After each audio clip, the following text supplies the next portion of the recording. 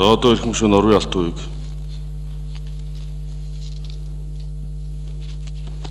За. Их сони юм болж байна да. Одоо энд ярьж байгаа өнөөдөр ярьж байгаа юм бол мөсөн уулын орой л ярьж байгаа юм. Би бас ерөнхий сайд байсан хүн. Ерөнхий сайд бол хэцүүлдэ түрүүн хэлжлээ.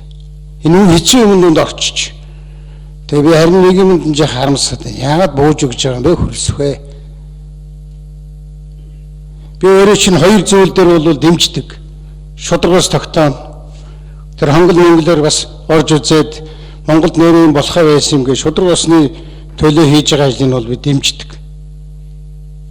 Хоёр дахь нь бол энэ газрын баялагийг цөөхөн амтан аваад баяжаад таргалаад Монголд нь багтааж ядаад гадагшаа гаргаад офшордод ингээ явцсан юм эсрэг хийсэн дэмжлэгийг би дэмждэг.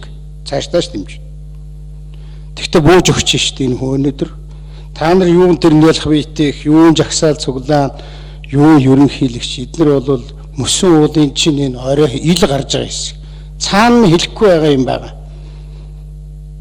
Би тэгтээ бас дахиад нэг юм харамсаж байна. Аюулгүй зөвлөлийн 3 гишүүн ингээд гинтхэн улс орны одоо нарийн одоо 3 чухал хүн маань ийм асуудлаар хоёр нь ингээд ийм байдалд ордог бол Монголын тусгаар тогтнол Монгол улсын улсад бол маш аюултай зүйл болж байгаа. Харамсаж байна. Оюу толгой Эрдэнэт офшор их мөнгө л байгаа байхаа да. Хөрсгөргээ сайдаа. Яг хожим тэгээд над шиг айгуул тэгээд нэг огцорч өрөө тэгээд дараа нь юм хийх юм байлгүй. Ер нь бас нэг анхаармаар юм байна. Монголын ард түмэн бол тэгтээ бүхэн бас одоо ялцал биш шүү. Монголын ард түмэн бол 16 онд 65 суудлал өгөөд Миягомбыг холдогдох хүнийг улс орны хөгжүүлэх юм байх гэж найдсан. Тэр хүн ерөнхийлөгч рүү явна гэд тоглоомын ерөнхий сайд тавиад ингээд улс орноор маань тоглож дууссан. 20 оны сонгуульд энэ хөрөлсөг гэдэг хувь хүнийх нь одоо энэ шударгаас энэ газрын баялаг дээрэмдсэн хүмүүстэй хийсэн тэмцэл их нөлөөс. Тэгээд та нар 62 суудлаа авсан баг. Тэгээ одоо яхаараа ингээ Монголын ард түмнийг баахан гошгоруулчаад өнөөдөр гинтхэн ийм юм дээр буугаад өгчв дээ. Би хараа өөрийн чинь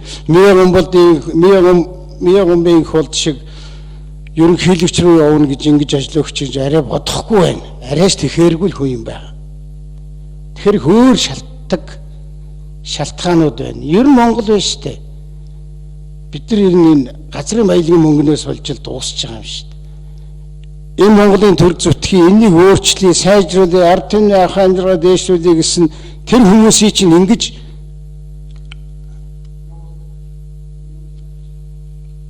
Алтан үеиг шүү 1 минут.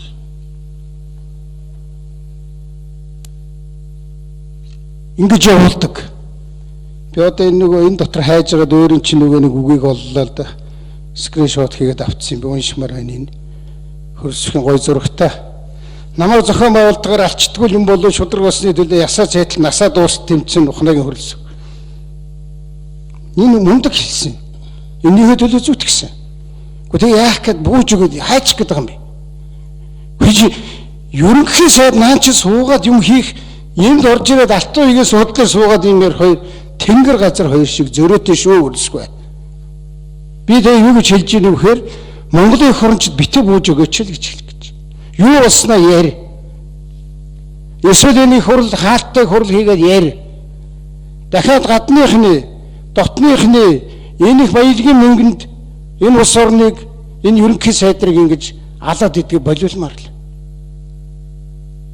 Би бол эцэг хүртэл тэмцсэн шүү.